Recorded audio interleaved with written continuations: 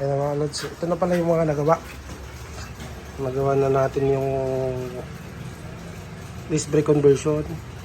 Lagyan na din ng mga ano yan, ng mga spacer. Successful naman yung conversion natin. Ito, tinap lang yan. Pero hindi pa tapos yan.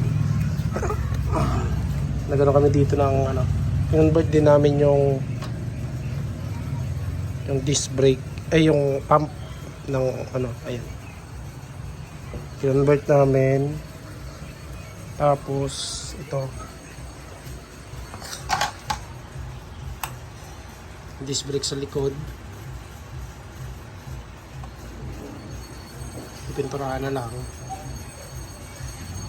Tapos lagay ng battery dito. Ayan, buha lang kami ng ano,